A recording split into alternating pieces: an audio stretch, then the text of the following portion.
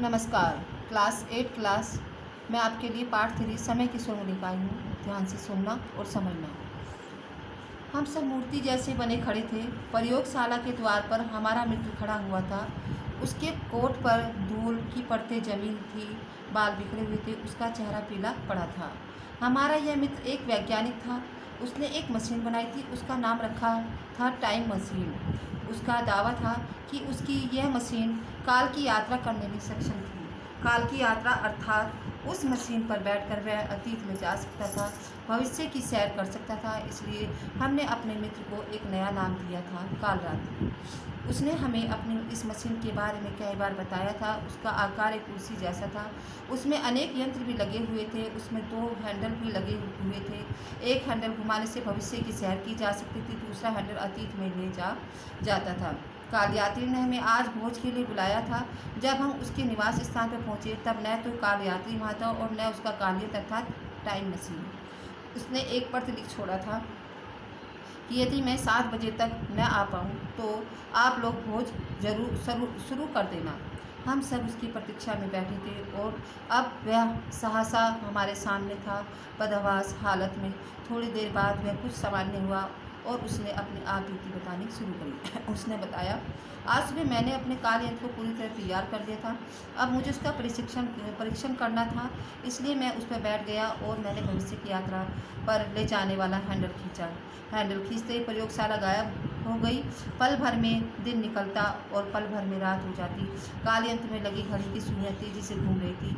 मैंने पल भर में 20वीं सदी पार कर ली थी, फिर 21वीं सदी और दूसरे पल में 22वीं सदी में पहुंच गया। मैंने सोचा इस तरह तो यात्रा का कहीं अंत नहीं होगा। मैंने हैंडल खींचा। अगले पल सैकड़ों बिजलियों के कड़कने की आवाज़ आई। मारे भय के मेरी आंखें बंद हो गई। कुछ देर बाद जब मेरी आंखें खुली तो मैंने स्वयं को एक हरे भरे मैदान में पाया। सामने एक विशाल मूर्ति थी, मिस्र के पिरामिड कोई पास बने स्फिंक्स जैसी। मूर्ति के दोनों ओर पंख थे। मूर्ति से कुछ दूरी पर गगनचुंबी अटकलियाँ थी, पर कहीं कोई भी व्यक्ति नजर नहीं आ रहा था। मैंने गहरी सोच में पड़ गया। अचानक मेरे कानों में घंटियों की मधुर आवाज़ सुनाई दी। मैंने नजरें उठाई, देखा पंखदार मूर्ति के पास से कुछ लोग मेरी ओर चले आ रहे हैं। थोड़ी देर में वे सब मेरे पास आ गए। उनकी आंखों में आश्चर्य था। वे बेहद सुंदर थे। वे मुझे छूने के लिए आगे बढ़े। वे आपस में बातें भी कर रहे थे, पर उनकी भाषा मेरी समझ में नहीं आ रही थी। हाँ, उनकी आवाज़ बेहद मीठी थी, बच्चों जैसी। उनमें से एक ने सूर्य की ओर संकेत कर मुझे से इशारा से पूछा, क्या मैं सूर्य से आया हूँ? मैं हंस पड़ा। इतने में एक व्यक्ति ने मेरे गले में फूलों का हार डाल दिया। फिर उन्होंने मुझे पास ही अटकलियाँ की ओर चलने का संकेत किया। वे यह अटकलियाँ संगमरमर की थी। दीवारों पर बने खिड़कियों में काले काले मोटे पर्दे टंगे हुए थे। उस समय वहाँ लगभग 100 लोग थे। वे सब फर्श पर बैठे थे। उनके सामने चौकियाँ थी जिन पर सुंदर पात्रों में तरह तरह के फल रखे थे। वे सब बच्चों जैसे थे, खिलखिलाकर हंसते बातें करते हुए मेरी ओर उत्सुकता से देखते। कुछ बच्चों की तरह दौड़ कर मेरे पास आते, मुझे छूते, पर फिर किलकिलियाँ मारकर लौट जाते। अब दिन ढलने लगा था। मैं उन्हें छोड़कर बाहर निकल आया। उस विशाल इमारत के दूसरी ओर एक नदी थी। मैं नदी की ओर बढ़ गया। मुझे अचानक प्राचीन खंडर नजर आए। एक स्थान पर एक शेर था, इसके नीचे एक कुआं बना था। फिर मेरी नज़र पंखदार मूर्ति पर पड़ी और अगले ही पल मैं कांप गया। कारण मेरा काल यंत्र गायब था। मैं भयभीत हो उठा। कालियंत्र के बिना मैं अपनी दुनिया में कैसे लौटूं? कालियंत्र को मैं स्फिंक्स के पास छोड़ आया था, अब वह वहाँ नहीं था। किसने उसे गायब किया? किसने उसे चुराया? क्या उन नन्हे सुंदर लोगों ने? मैं इमारत में लौटा। वहाँ सब लोग गहरी नींद में सोए थे। मैंने एक व्यक्ति को जगाकर उससे पूछना चाहा। वह मेरी बात समझ न पाया, फिर सो गया। चारों ओर अंधकार था। मैं निराश हो गया। मेरी आंखों में आंसू आ गए, पर मैं कर भी क्या सकता था? जैसे तैसे रात बीती। सूरज निकलते ही मैं दौड़कर पंखदार मूर्ति के पास पहुंचा। मैंने देखा जहाँ काल यंत्र रखा था वहाँ जमीन पर लकीर बनी हुई है, मानो कुछ लोगों ने काल यंत्र को खींचा। मैं उन निशानों के सहारे आगे बढ़ने लगा। आश्चर्य निशान पंखदार मूर्ति के ही ओर गए थे। मैंने मूर्ति के चबूतरे को ठोका तो लगा कि वह भीतर से खोखला है। मुझे विश्वास होगा कि मेरा काल यंत्र इसी चबूतरे के भीतर छिपा गया है। मैं चबूतरे में बना गुप्त द्वार खोलने की कोशिश करने लगा। इसी बीच में नन्हे सुंदर लोग इमारत से बाहर निकल आए थे, किंतु पंखदार मूर्ति के पास मुझे देखकर वे भयभीत हो गए थे। मैं कुछ समझ भी नहीं पा रहा था। अंत में मैंने धैर्य से काम लेने का निर्णय किया। इतना तो तय था कि कालियन पंखदार मूर्ति के चबूतरे के भीतर था। सवाल उस तक पहुंचने का था। अब मैंने आसपास की जगह को देखना शुरू किया। मैंने देखा कि उस मैदान में जगह जगह छायादार शेर है और हर शेर के नीचे कुआं है। एक बात और थी कि ये नन्हे लोग इन कुओं के पास जाने से डरते थे। यही नहीं कि वे अंधकार से भी डरते थे। रात होते इमारतों में छिप जाते थे। क्यों? इसका रहस्य शीघ्र ही मुझे ज्ञात हो गया।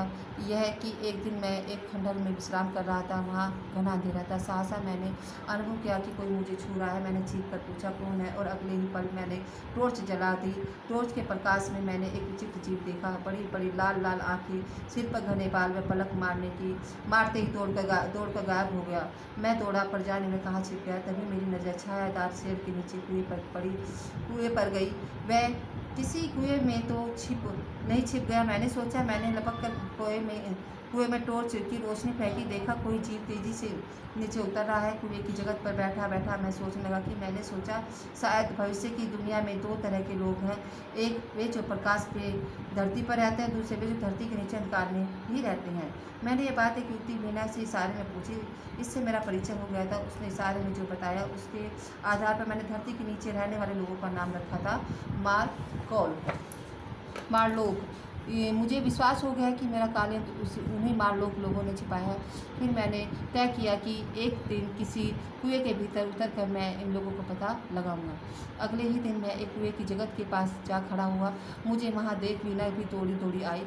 जब मैं कुएं के भीतर उतरने लगा तो उसका चेहरा भय से पीला पड़ गया। वह भय से चीखने लगी। मैं निश्चय कर चुका था कि मारलोग लोगों को दुनिया देखनी जरूरी थी। मेरा कालियन अवश्य उन लोगों की नहीं छिपाया था। अब मैं कुएं के भीतर तेजी से उतरने लगा। थोड़ी देर बाद मैं धरातल पर पहुंच गया। मैंने माचिस की तीली जलाई तो एक सुरंग दिखाई दी। मुझे कई मशीनों के चलने की आवाज़ भी सुनाई दी। मैं उसी दिशा में आगे बढ़ा। थोड़ी देर जाने पर मैंने देखा कि सुरंग खत्म हो गई। फिर और एक खुली जगह में तरह तरह की मशीनें लगी हैं। यह आवाज़ उन्हीं की थी। मुझे लगा कि जैसे मशीनों के पीछे मार लोग छिपे हैं और माचिस की तिल्ली बुझाते ही अंधकार में वे सब मुझ पर टूट पड़ेंगे। मेरी आशंका सच निकली। माचिस की तिल्ली बुझते ही वे सब शोर करते हुए मुझ पर टूट पड़े। मैंने तुरंत एक तिल्ली जलाई। वे चीखते हुए पीछे हट गए। मौका पाकर मैं दौड़ा और सामने एक कुएं की सीढ़ियाँ थी। मैं उनके सहारे चढ़ने लगा और उन्हें किसी तरह धक्का देता हुआ कुएं से बाहर आ गया। अब कोई खतरा नहीं था। चारों ओर दिन का प्रकाश था। प्रकाश से मार लोग निकल नहीं सकते थे। बाहर उन नन्हे लोगों को भीड़ लगी हुई थी। मैं बेहद थक गया। तरह तरह की चिंताओं ने मुझे घेर लिया। यह तो तय था कि मेरा कालियन मारलोग लोगों ने ही छिपा कर रखा है, पर कहाँ पहले यह पता लगाना जरूरी था। अब मैं इसे उधेड़-बुन में लगा रहता। एक दिन जंगल में घूमते घूमते मुझे दूर एक नीली इमारत नजर आई। मेरे मन में उत्सुकता जगी और मैं पंखदार मूर्ति की ओर लौट पड़ा। मेरा इरादा वीणा के साथ उस इमारत में जाने का था। वीणा मुझे मिल गई। उसे लेकर मैं उस नीली इमारत की ओर बढ़ चला। यह नीली इमारत दरअसल एक पुरातत्व संग्रहालय की थी। मैंने उसमें तरह तरह की वस्तुएं देखी। कुछ वस्तुएं हमारे इस जमाने की थी। कांच की एक पेटी में एक माचिस की डिब्बी रखी हुई थी। उसे देखते ही मैं खुशी से उछल पड़ा। मैंने कांच तोड़कर वह डिब्बी निकाल ली। इसी तरह एक पेटी में मुझे कपूर मिला। अब मैं मारलोग लोगों से संघर्ष के लिए तैयार था। एक स्थान पर मुझे लोहे का एक डंडा दिखाई दिया। उसे उठाते ही मुझ में दुगनी शक्ति आ गई। वीणा मेरी सारी कार्यवाही ध्यान से देख रही थी। मैं उसे लेकर इमारत के बाहर निकल आया।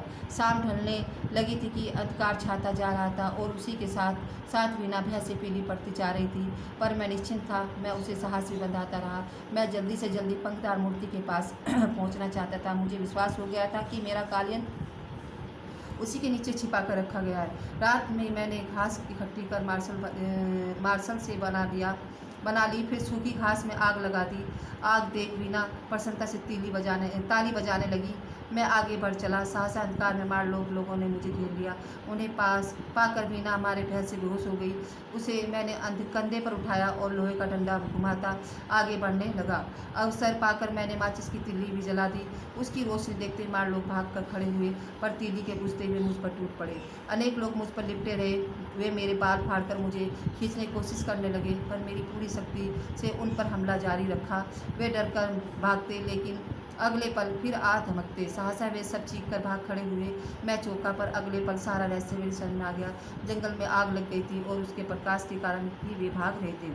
किसी तरह मैंने वह रात काटी। हाँ, इस भाग दौड़ में वीना मुझसे बिछड़ गई थी। मैंने उसे खोजने की बहुत कोशिश की, पर वह नहीं मिल पाई। हार कर मैं पंखदार मूर्ति की ओर बढ़ चला और पंखदार मूर्ति के पास पहुंचते ही मैं चौंक गया जब उतरे में एक द्वार निकल आया था। सामने ही मेरा कालयंत्र था। मैं तुरंत कालयंत्र की ओर दौड़ा। मैं उसका निरीक्षण करने लगा। एकाएक जोर की आवाज़ हुई और चबूतरे पर द्वार बंद हो गया और मार लोग बेहद चतुर थे। उन्होंने भी मुझे चतुराई में से फांसा था। वे मुझ पर टूट पड़े। मैं जैसे तैसे कालयंत्र पर बैठ गया और मार लोग मेरा इरादा भाप के वे कोशिश करने लगे कि मैं कालयंत्र का हैंडल न खींच पाऊँ। उधर मेरे लिए यह जीवन मरण का प्रश्न था। मैंने पूरी शक्ति के साथ हैंडल घुमा दिया और कालयंत्र चल पड़ा। मार लोग पीछे हट गए। फिर वही हुआ। घड़ी की सुइयां अब पीछे की ओर घूमने लगी। बस आज की तिथि आते ही मैंने कालयंत्र बंद कर दिया और अब मैं तुम सबके सामने हूँ। काल यात्री की आकृति अविश्वसनीय थी। उस पर भरोसा करना कठिन था, पर हमें उसकी बातों पर विश्वास हो गया था, कारण उसने हमें कुछ फूल दिखाए थे। ऐसे फूल हमने अपनी ज़िंदगी में कभी नहीं देखे थे। उन फूलों की सुगंध भी विचित्र थी। काल रात्रि ने बताया था कि ये फूल उसे वीना ने दिए थे। हम काल रात्रि को आश्चर्य से देख रहे थे और वह मुस्कुरा रहा था। अब आप इस चैप्टर को स्वयं पढ़ेंगे और ध्यानपूर्वक देखना इसमें किस किस तरह से कैसे कार्य किया गया है और मुझे फिर बताना है। धन्यवाद।